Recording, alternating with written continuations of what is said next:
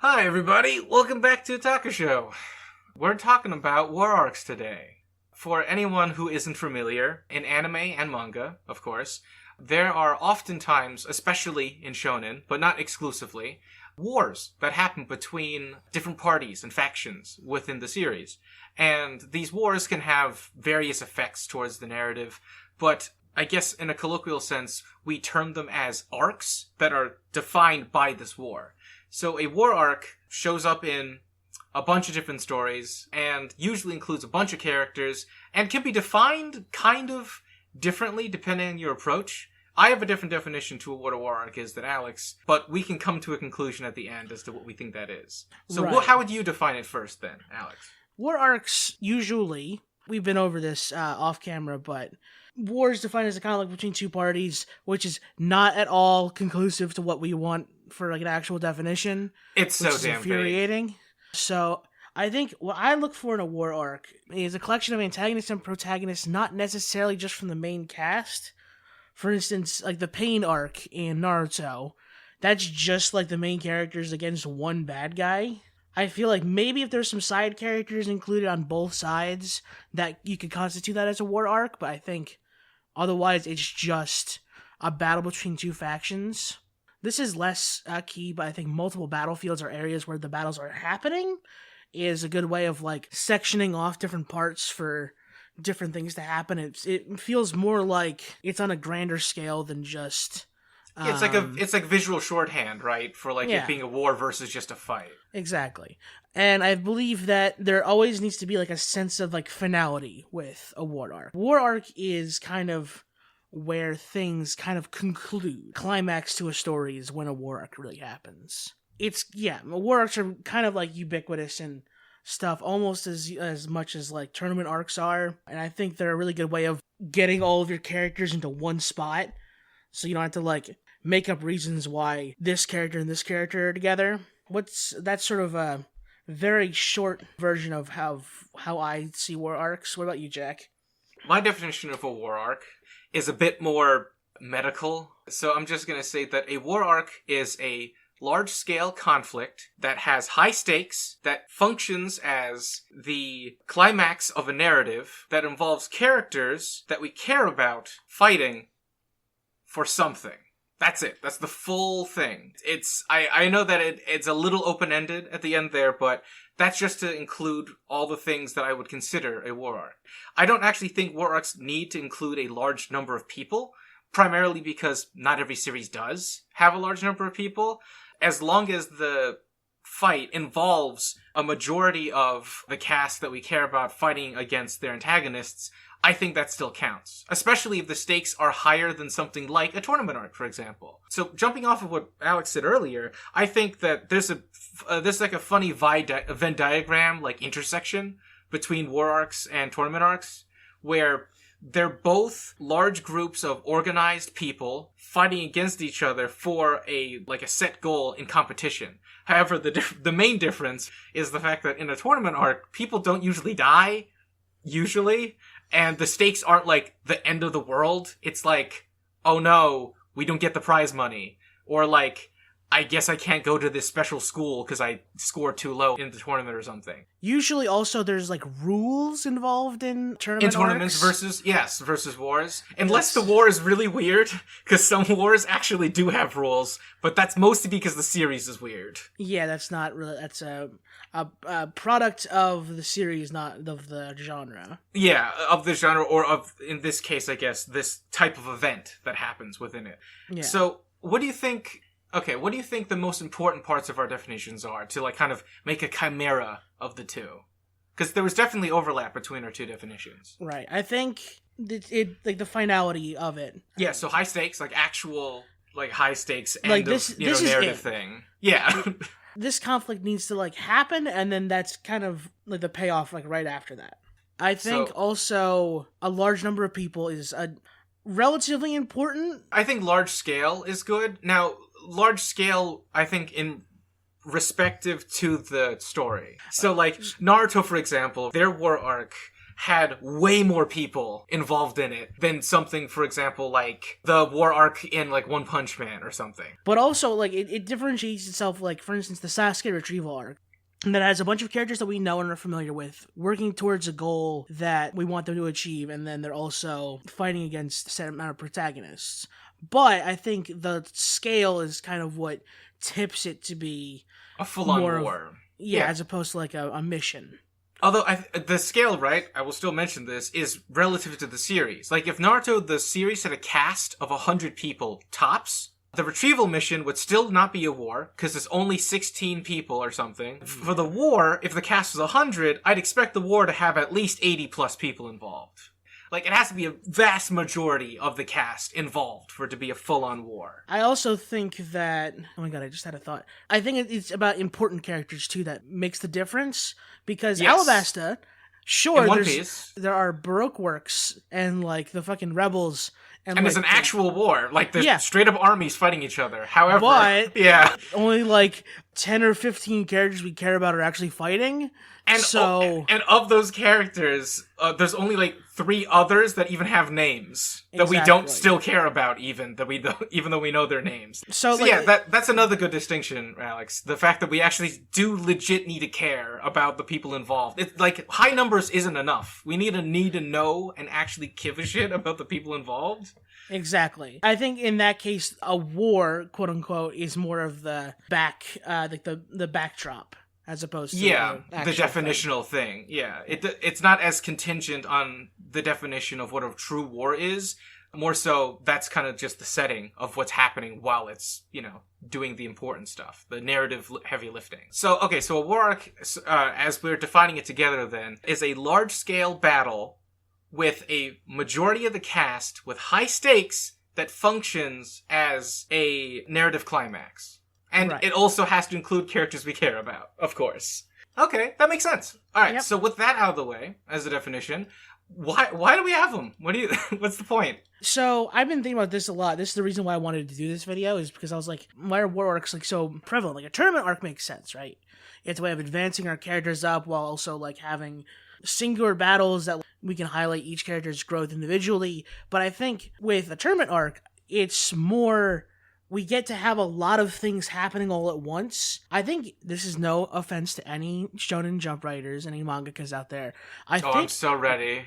War arcs are kind of a crutch for writing. No, I feel that. Well, because, like you said, right, they are oddly prevalent.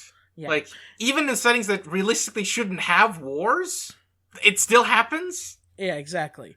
It's a fantastic excuse to throw literally all of your characters into one pretty contained spot where they're all fighting against each other, and you can have different scenes and different scenarios of each character having like some kind of personal growth moment, or like we're seeing like a new attack like that a character's learned or something like that. And it's a great way to really get a lot of spectacle and a lot of character drama out all at once. And I guess it's not necessarily lazy, but it is certainly very easy to also set it up, too. Oh, yeah, right? For sure. Because it doesn't take much for you to realistically do a thing like, Group X committed a war crime. Group Y doesn't like it. Bam, instant war. Or, like, important character gets killed. That's enough to do it. There's a bunch of shonen manga, in particular, that do this, because, one of the biggest themes of shonen's entertainment is like the power of friendship, like your nakama. So if anybody in that group of yours gets killed, that is instantly a super easy narrative reason to justify an entire, war arc just dedicated to that one event. And you can just squeeze it in anywhere, really, as long as you have a big enough cast. That being said, right, with war arcs being extremely easy to implement, and also functioning as a good way to kind of siphon all the people you want into one place without having to make up a lot of stuff to have it happen. I think the fact that it's also the easiest way to kind of wrap things up too is another reason why it's so appealing and prevalent. Because we keep mentioning how it's like the apex of the story, right? You get to the climax, this is where everything's been leading up to. if it's, implemented properly. We'll get to some examples where it's kind of overdone. But if it's implemented properly, right, the war arc is the end of the story, most of the time, and it involves everybody we care about, everyone we hate / love to hate, and they do their thing, and at the end we get the payoff, and it basically ends the entire series in, 5 chapters. That's it. Done. We've completed the whole thing. We get to, the time skip, we see how everyone did post-series, and that's a wrap. I guess war arcs are also just a good way to end series, too, that have, the right groundwork for it to exist. With it being known that it's a good narrative tool that could act as a crutch, because we do see it happen a lot, but it is still a good narrative tool that works efficiently in the right setting. Not that there's anything wrong with a crutch, either. Well, yeah, but you call a crutch, right? Yeah, exactly. You can call it as you see it, but we're not saying it's necessarily a bad thing. Or that we should even discourage people from doing it, because they are pretty hype. Exactly. Shit's still good, even though we see it a lot. Still good. So with that defined, right, so we know why we really have them. Which one's your favorite? Of the examples you know of, anyway. Because I have a very different kind of pool of experience when it comes to this than you. Exactly. First things first, when I was doing research for this episode, I looked up a list of, the best, war arcs in anime or whatever. Obviously, CBR came up, and you know how much I don't like CBR. Because they're just know that I don't like CBR as what is CBR? It is a the acronym or whatever. I think it's comic book reader. I don't know, but it is a website that does these kind of BuzzFeed-esque articles about anime and comic books and stuff like that. Oh. It's not that important, but they make the most ridiculous thing. Yeah, and takes and stuff like that. I think you've probably actually shared some of them with me before, and they're pretty ridiculous. Yeah, exactly. I looked at top war arcs and stuff, and one of them I saw was they brought up the Chimera Ant arc, and I don't really feel like that's appropriate. I think it fits. I don't know though, because it includes. Well, let's go down the list. What does it have that would qualify it as a war arc? It definitely includes a majority, if not a very large proportion of characters we care about in it. It includes Gon, Killua, all the members of the Hunters Association that we have names for that we care about that aren't, Kurapika and Leorio. It has everyone there. It involves Killua's family at the end as well. There's all the Chimera Ants that we've learned about and learned to care about and /hate that are involved because, the entire arc is about them. But it also involves characters we haven't seen actually do anything, but we still like, aka Netero and, Zeno or whatever, Zoldyck. They're all cool. They show up. They do the thing. It's a large-scale conflict for sure by the standards of Hunter x Hunter. Because I don't think up to the point of the Chimera Ant arc, we've seen a battle of that scale before. I'm mostly just thinking of, because of how long it takes for that arc to exist. Okay, so Alex, do you remember how long the Shinobi War was? In terms of actual time in universe, I think it's only a day. Okay, so that's what you meant. I thought you meant episodes. Cause no. Okay, yeah, because war arcs take a really long time most of the time. Yeah, I'm not going to argue with you on that one. Yeah, that takes a while. There was a long time. A few months. But I would say then, to not necessarily defend the pick, but to justify it, I would say that the war arc for the Chimera Ant arc, I don't think it would be the whole thing. I think the war arc starts the moment that the royal guards, I think Poof, not Poof, it's Neferpito. Wait, no, it's not. What's the name of the cat one? It's Pito, yeah. It is Pito, okay, good. I think the moment that Pito senses the glasses guy and makes him shit himself is when the war arc actually begins. Because that's when the hunters and the ants clash for the first time, and I think that would make sense as the beginning of their war. You want to include the whole Chimera Ant arc as one thing? I would say no. It's a bit much, yeah. I'd say maybe the Palace Raid could be considered it, but I think it's still, it feels a little bit... Well, I mean, look, it has the impetus that we see for a lot of these war arcs. Kite dies. Friendship, Nakama thing, member of their family, whatever. They die, they want revenge. The Hunters Association shows up to help them, but that's ultimately the driving force, the fact that Kite died, and Gon's strength of will and personality is so persuasive he's been able to convince people to help him in this front. The fight itself, in this quote-unquote war arc, definitely still does another aspect of the thing we like. It has multiple locations. There's multiple battlefields, and you're doing it from multiple perspectives. It's right. I think the biggest problem here, Alex, is the fact that it falls under the same problem as Hellsing, which is an example I think you had to bring up for the video, right? Right. Because there's just so few people involved, ultimately, that we care about. Even though it's still a war with a large number, we don't care about enough of them for it to feel like a true war. There's something about, like, the pacing of it and, like, sort of the scale feels off. Yeah, it's not all there. I would give it to him that it's possible. I just wouldn't say it's, like, it's not definitive. Best example you could... Yeah, for sure. It's definitely not fully definitive. The two most definitive ones in the past is so from far. Naruto and Bleach. The Fourth Shinobi World War and the 1,000-Year Blood War. Yeah, like, those two are definitely war arcs. Full definition, fits everything we're looking for, it's got all the pieces, and they're also famous. Like, people know of them, even if they haven't necessarily read them. And a more modern example of another definite war is in My Hero. Yeah, we have two. We have a pseudo one in the middle of the series, more or less, and we have one happening right now. One could argue that, like, this sort of Rogue Deku, like, in-between part is kind of like an intermission in between the two different war arcs, in a way. Does that make any sense? Yeah, because the Paranormal Liberation War, long name, but the Paranormal Liberation War that happened in My Hero, the end of it basically just kind of causes Deku to leave to train and fight on his own. And he came back, and we immediately get back into the war right now.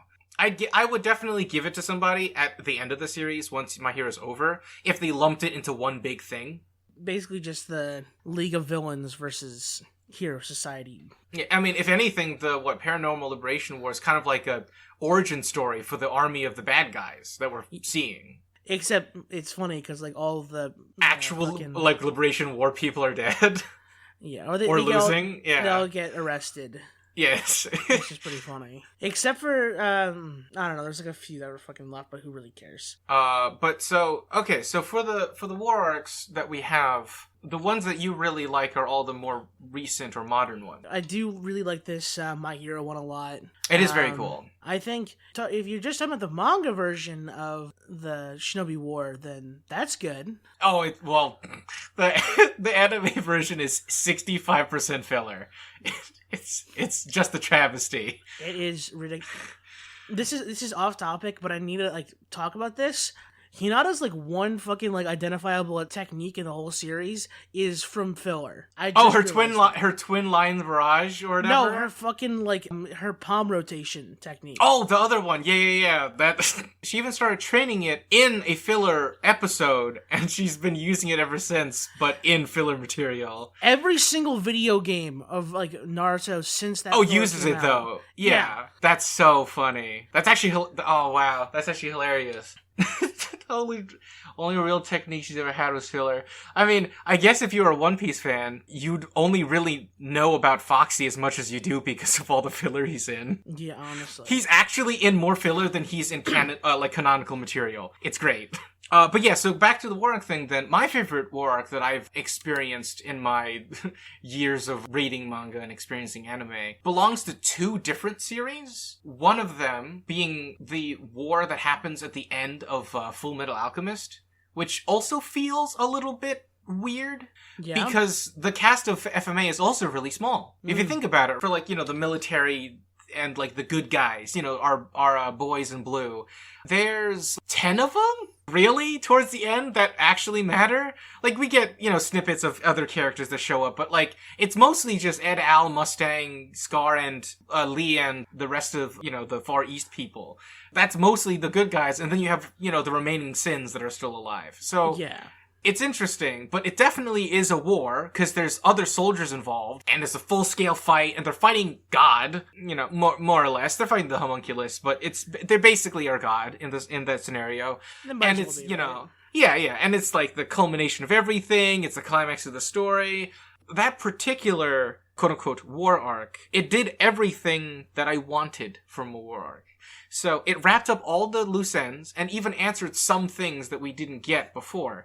Like, in that fight, or that like section of fights, we see characters like make deals with God again. Like Mustang loses his ability to see, so he can perform his alchemy and everything. It does everything we want. Al sacrifices his life kind of to give Ed his arm back, and he uses it to punch God. Which is great. There's alchemy being done. The boy's dad is there, and he's like apologizing for being a terrible dad and not being home. And we learn about the backstory of like how the homunculus even came to be, and their relationship with with Ed and Al's dad and everything. It's great. It does everything I want for a war arc. It just kind of feels not like one, but also does. You'd be forgiven for thinking it isn't until you look at the setting and the scenario. But that's one of my favorite war arcs from the past. Another one that I really like from my experience is from the series Kotekyo Hitman Reborn. So in that series, it's all about the mafia and how there's multiple mafia families. The end of the series is basically a war arc between the mafia family that the main people, in the series are with, fighting against an opposing mafia group that's trying to overtake them and like kind of reclaim all of their abilities and take over the world, more or less. Okay. And that fight is another great example of a war arc, I think, narratively speaking, even though it's another small-scale one, in the fact that all the characters who have been training up to that point finalize all of their techniques and abilities in that fight. This war arc is concluded with basically everybody showing the fruits of their labor, as the expression goes, towards the end. So everyone's, like, techniques that they've been working on the whole series get finalized. The character arc they were going on to, like, be a better person concludes as, like, they realize that they're doing this for their family or whatever. And, like, it just wraps everything up so nicely that, honestly, the ending of that series made me forget how rough the beginning of the series was. Right. If you've never read it before or seen the anime, I suggest you skip to episode 20 and go from there. The first 20 episodes is rough. It's very bad. It's all the old school, like, early 2000s slapstick stuff that they used to do. And in the manga, I'd also suggest you skip like a solid like 30 or 40 chapters just because it's kind of not good. But the ending of it, though, the war arc in this case, is implemented so well that it straight up makes me forget how bad it was in the beginning, which I think is incredible. There's a war arc you're not familiar with because you haven't seen Jujutsu Kaisen, have you? I've watched the anime. Okay. So you've seen what currently exists. So in Jujutsu Kaisen, they're having a war arc right now, or they finished one, like just ended one. Right. And that war arc functions like a tournament arc. It has rules. Right. And the rules are implemented by the main antagonist. They set up like an evil spirit that set everybody into certain locations to fight each other to earn points so that they have the right to fight the main antagonist. Like, because, I mean, if you've already seen Jujutsu Kaisen, you get it by now, Alex. The series is weird. Like, oh, yeah. There's a whole lot of, like trope subversion going on. They killed off, like, permanently, some important characters that would never be done in another series. The antagonists win, like, a lot, which is also something that never happens. It's crazy. Like, tons of people die in Jujutsu Kaisen, you have no idea what's gonna happen, and now they have a war arc that has rules, like a freaking tournament arc, and it's hilarious. I love it. But they also involve the US military at some point in it, too. You have told me about this, yeah, yes. With actual guns and, like, nerve gas. It's so good. Going back to what you were saying before with shoddy anime adaptations, there's the Seven Deadly Sins war arc, which is... man. Those fucking... That poor goddamn series. They really didn't deserve it, because they were getting to, like, some of the best parts. Yeah, and, like, if you look at Season 1 and 2's animation, it's, like, really good. It's really good, yeah. It was on par with some of the best that they had at the time. And it still looks good. Yeah, like, and then, like, they're like, hey, suddenly... let's give this action series to a Slice of Life studio. And we're not going to pay our animators either. Yeah, they literally did the equivalent of spitting in your food. but for, like, animation, it's great. Oh, man. For the war arcs that feel a little off, how do you think war arcs work if there's, like, too many of them? the poster child of this, I think we can agree, is Black Clover. With knights and everything, it's kind of hard to like not have everything be a war, I guess. Yeah, like, peaceful times don't really necessitate, like, an emperor or a king and knights, working for them. But also, like, there's so many. I checked out, like, right after the Witch's Forest arc. I was kind of like, yeah, I'm kind of done with this. Like, right now, in Black Clover, because I am caught up with the manga anyway. Right. They've technically had 4 war arcs, but most people will recognize that they've only had 3. Okay. So they've fought the elves, they fought the demons, and now they're fighting Julius, but as an evil, possessed soul man who uses, like, holy magic or something. So there's 3, right? There's 3 war arcs involved. Wait, they're fighting Julius? Oh, did you not? Oh, my bad. Spoiler. Yes, so you know the Magic Emperor? No, I'm talking about our editor. Oh, no. No, they're not fighting our Julius, different Julius. No, the Magic Emperor is who they're fighting. But, like, they've had 3 war arcs, and in between their war arcs are tournament arcs. And because of how similar tournament arcs to war arcs, that's basically been the entire series has just felt like a really prolonged war arc. And I honestly think it kind of does the series a disservice. Because I do like Black Clover. And by that I mean, I really want to like Black Clover. It's like a solid C plus B minus to me. But I feel like it deserves to be like an A minus B plus. It just needs to slow the fuck down. It really does. Oh my god. It's just constant, I can only get so erect, right? Like, please, it's getting to be a bit much. We're getting rubbed raw by all the war. A good war arc to end on that would be a fan favorite for people, that I know about that you have absolutely no knowledge of, is the one that happens at the end of, Demon Slayer. Fill me in, Jack. Yeah, so the main guy, Muzan, I think, who's like the father of all demons or whatever, the war arc for the end of Demon Slayer's entire deal is to basically corner Muzan so that he can't escape and they can fight him until the sun rises and he gets disintegrated and dies. Okay. Because he's basically an unkillable enemy.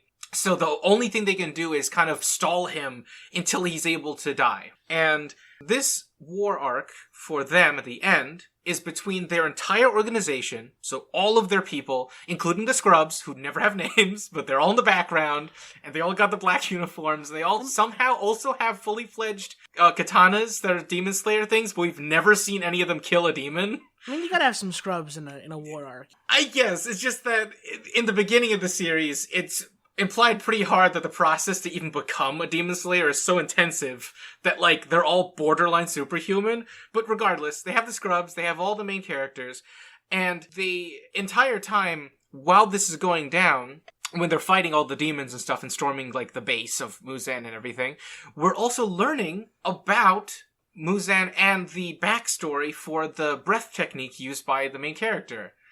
Tanjiro? Yeah, Tanjiro's, like, main breath technique. The breath of the sun, which is the one that is the strong one that he knows, even though he primarily uses the water one. We find out that in the backstory of the breath thing, that it's tied together to everything.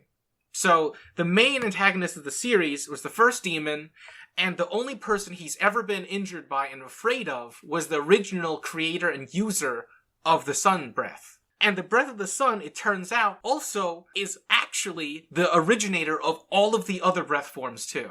So, we were given hints to that earlier, but it gets confirmed, at this point, because it's the end of the series. That's the war arc. It concludes everything. So, we find out that his breath technique was taught down to every other person he could find that wanted to fight demons. And that all the other breath iterations are simply versions of the sun breath that they could perform because they weren't good enough to do the proper sun one. But the original user of the sun breath encouraged them to be true to themselves and do what they were good at. So they ended up making their own style, similar to and derived from it, but in their own way. But we find out that, and you've probably seen pictures of him at least, but there's like a main demon guy in Demon Slayer who has like 6 eyes or whatever, and he has a katana covered in eyeballs. If you don't, that's something. Everyone else knows who it is, but that guy is like the strongest member of Muzan's army, and it turns out he's actually the either twin or older brother of the original user of the Sun style. Oh, okay.